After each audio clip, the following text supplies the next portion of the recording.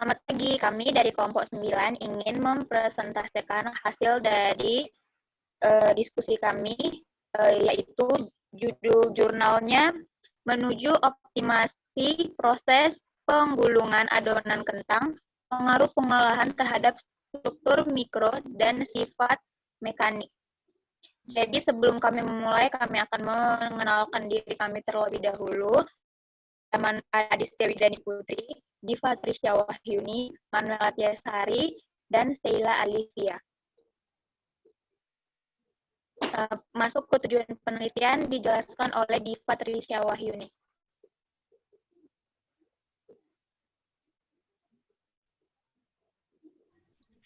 Nah, pada penelitian ini bertujuan untuk pembuatan keripik kentang, fabrikasi diteliti untuk memungkinkan optimalisasi proses penggulungan industri adonan kentang yang meningkatkan koherensi dan kekuatan lembaran adonan kentang. Pada penelitian ini tentang keripik kentang terutama difokuskan pada sifat mekanik dan struktur mikro dari produk akhir, yaitu keripik goreng atau keripik panggang pada adonan kentang dan membandingkan struktur mikro dan distribusi lemak pada keripik kentang tradisional dan keripik kentang yang dipanggang dengan menggunakan metode mikroskopis dan pelabelan. Selanjutnya adalah metode penelitian. Pengaturan rolling skala laboratorium menggunakan diameter roller 10 cm dengan tinggi celah 0,2 mm. Selanjutnya, metode eksperimental dikembangkan yang memungkinkan pengujian tarik yang ketat dari lembaran adonan kentang yang rapuh. Metode persiapan tradisional keripik kentang adalah dengan menggoreng potongan kentang mentah atau direbus dalam minyak nabati. Selanjutnya itu ada persiapan material. Jadi adonan kentang dibuat dari premix yang disediakan oleh PepsiCo. Jadi premix itu adalah tepung yang di dalamnya sudah dikandung tepung terigu, susu bubuk, dan serta bahan-bahan lainnya yang berbentuk bubuk. Intinya dari premix adalah berbagai tepung yang disatukan dan sisanya harus kita kombinasi sendiri. Jadi dalam jurnal ini premixnya itu terdiri dari kentang kering dan pati kentang asli, ditambahkan sedikit tepung beras, gula, dan lecitin. Tepung beras yang digunakan dalam penelitian ini adalah pregelatin. Jadi bahan-bahan ingredients-nya bisa dilihat dalam tabel tersebut. Next. Selanjutnya, 3 kelompok lemah digulung untuk mendapatkan lembaran yang koheren. Dan metode lembaran ini diilustrasikan dalam gambar di atas. Pada gambar di sebelah ini. Jadi untuk beberapa operan pertama, pada row pertama dan kedua, remah-remah menjadi potongan-potongan kecil lembaran dan potongan-potongan itu dimasukkan kembali ke dalam roller. Setelah lembaran kasar, terbentuklah lintasan yang seperti pada gambar pertama dan yang ketiga. Kemudian lembaran kasar dilipat 2 kali dan dicampurkan di antara penggulung. Jadi akhir dari roll tersebut itu ada di roller yang pada gambar yang terakhir. Next. Selanjutnya tes keregangan. Spesimen untuk uji keregangan dilubangi dari lembaran adonan menggunakan pemotong baja. Geometri spesimen ditunjukkan pada gambar di sebelah.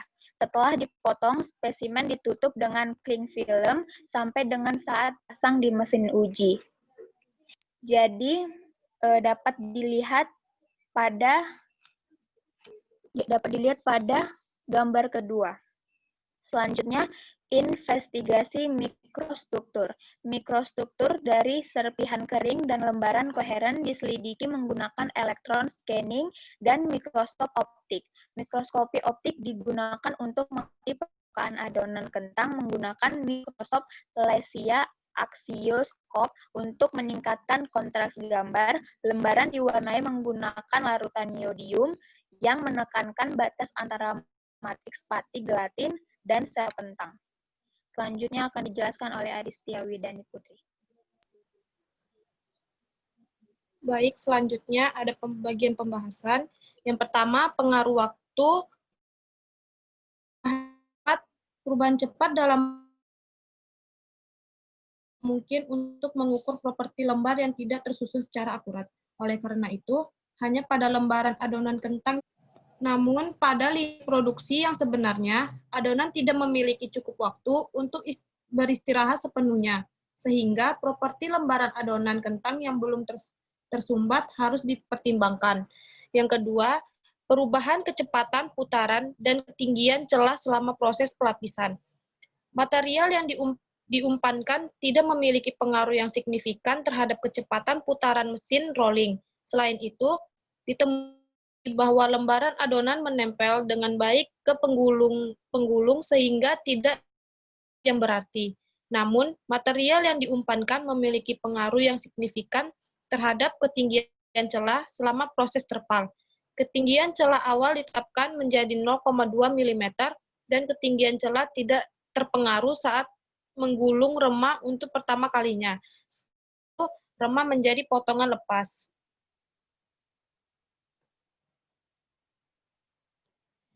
Selama penggulungan lembaran koheren yang tidak tidak terlipat untuk lintasan ke-5, ke-6, dan ke-5, ke-7, dan ke-8. Ketinggian celah kira-kira 0,3 mm, sedangkan ketebalan keluar adonan adalah 1,7, kurang lebih 0,2 mm, 1,4, kurang lebih 0,1 mm, 1,1, kurang lebih 0,1 mm, dan 0,8, kurang 0,1, 5, 6, 7, dan 8. Perubahan tinggi celah ini menunjukkan kurangnya kekakuan pada dudukan roller dan perlu dipertimbangkan dalam simulasi eksperimen skala laboratorium ini di masa mendatang. Dalam lini produksi sebenarnya, digunakan roll dengan diameter lebih besar dan dipasang dengan lebih kokoh, oleh karena itu di perubahan celah selama proses terpal mungkin tidak terlalu parah. Lalu, pengaruh ukuran partikel terhadap perilaku tarik adonan kentang. Jika ukuran serpihan cukup kecil, penurunan lebih lanjut dalam ukuran serpihan memiliki pengaruh yang kecil pada perilaku mekanis adonan kentang. Ya mungkin karena serpihan terlalu kecil sehingga air tidak cukup untuk melapisi seluruh permukaan. Selain itu, ketika serpihan kentang menyerap air, akan terbentuk massa plastik. Ukuran partikel serpihan akan berdampak kecil pada perilaku mekanis adonan kentang selama serpihan benar-benar lembab. Selanjutnya akan dilanjutkan oleh Sheila. Ya, pengaruh pemprosesan pada anisotropi lembar. Gambar ini menunjukkan bahwa perilaku tari lembar adalah anisotropik selama proses penggulungan. Lembaran adonan sebagian besar memanjang sepanjang arah penggulungan, sehingga retakan dan cacat disebabkan oleh bentuk penggulungan tegak lurus dengan arah penggulungan. Gambar yang kedua, lembaran adonan dibuat menggunakan flek digulung 4 operan dan bagian B menunjukkan orientasi retakan, dan cacat pada arah putaran. Orientasi cacat serupa telah diamati oleh Mitsoulis dan Haji Kyriakos untuk penggulungan adonan roti. Cacat ini disebabkan oleh kombinasi kecepatan yang tinggi dan ketebalan awal yang kecil yang menyebabkan perpanjangan cepat di sepanjang arah bowling, dan karenanya cacat melintas di arah bowling, retakan dan cacat menyebabkan modulus dan kekuatan yang lebih rendah di sepanjang arah putaran. Next.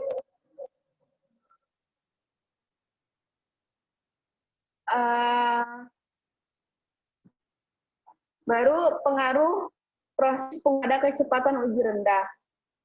Gambar menunjukkan bahwa peningkatan jumlah rolling pass memiliki sedikit pengaruh pada modulus lembaran adonan kentang, sekitar 2 MPa. Meskipun sebaran tinggi yang disebabkan oleh cacat alami pada lembaran dan menunjukkan tren yang jelas seiring dengan peningkatan jumlah rolling pass. Kekuatan lembaran meningkat dengan bertambahnya jumlah operan.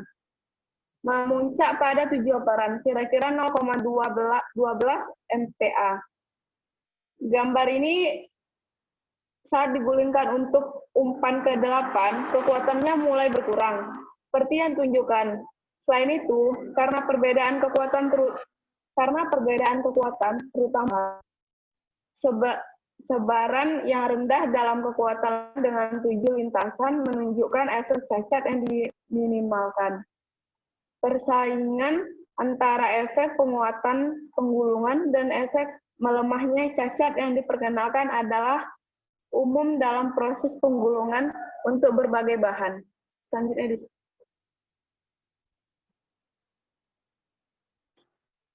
pengaruh proses penggulungan kecepatan uji tinggi.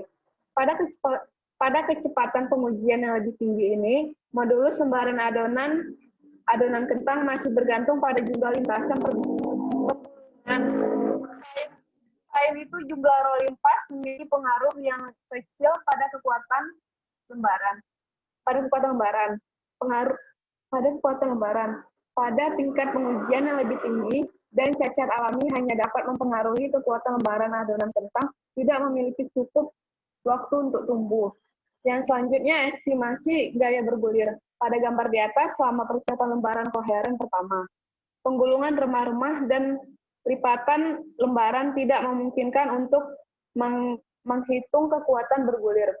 Namun, dengan menggunakan model analitik, adalah mungkin untuk memperkirakan gaya bergulir selama lintasan ke-6 dan ke-7. Teori ini didasarkan pada beberapa asumsi.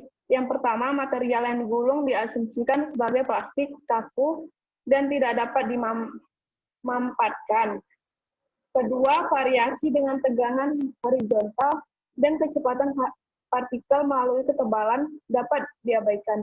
Dan akhirnya, deformasi diasumsikan berada dalam kondisi ragangan bebas. Selanjutnya akan dibacakan oleh. Nah, selanjutnya itu ada hasil studi mikrostruktur. Nah, pada gambar pertama, gambar struktur mikro dan lembaran koheren pertama dibuat itu tuh dengan menggunakan serpihan kering. Nah, yang ukuran A, ukurannya itu kurang dari 500 mm. Nah, yang B besar dari 500 mm. Butiran pati itu tuh alami ditampilkan dalam lingkaran hijau. Nah, pada gambaran B yang kedua, struktur mikro lembaran digulung untuk 5, 6, 7, yang A itu 5, yang B itu 6, C itu 7, dan D itu 8 lintasan. Nah, butiran pati alami itu ditampilkan dalam lingkaran merah. Nah, cacat yang ditimbulkan pada proses penggulungan ditandai dengan panah berwarna hijau.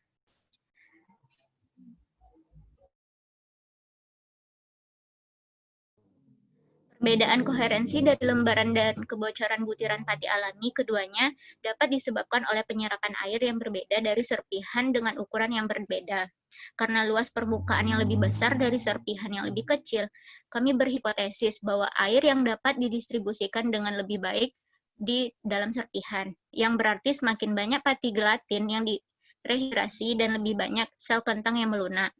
Nah, berdasarkan pengamatan mikrostruktur, meskipun ukurannya berbeda, serpihan kentang kecil dan serpihan kentang besar memiliki struktur mikro yang sama. Namun, penyerapan air tertinggi dari serpihan kecil memastikan serpihan tersebut sepenuhnya dihidrasi kembali dan membentuk lembaran adonan kentang yang lebih koheren dengan modulus dan kekuatan yang lebih tinggi daripada serpihan besar.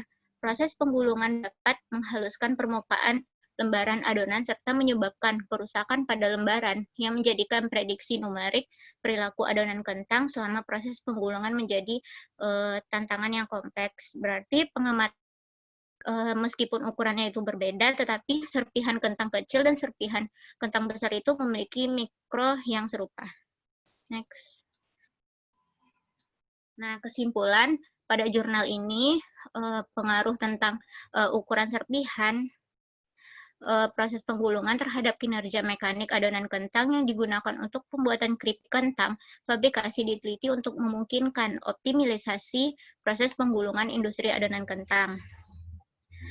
Ukuran serpihan kentang yang lebih kecil dapat digunakan untuk meningkatkan kemampuan bentuk dan menghasilkan lembaran adonan yang lebih koheren, karena penyerapan air yang lebih baik dari serpihan. Proses penggulungan juga dapat meningkatkan koherensi lembaran kentang, tetapi karena persaingan antara peningkatan efek, proses penggulungan dan cacat yang timbul sama penggulungan yang terlalu sering menyebabkan penurunan kekuatan lembaran. Nah, tampaknya cacat dan retakan diorientasikan melintasi arah penggulungan, karena itu tingkat perpanjangan yang berbeda di sepanjang dan lembaran selama proses penggulungan. Singkatnya, kondisi yang pengerolan optimal 7 lintasan pengerolan untuk serpihan dengan ukuran lebih kecil dari 500 meter telah diidentifikasi. Penerapan proses penggulungan yang optimal akan mengurangi gangguan produksi karena adonan pecah dan berkurangnya sisa makanan.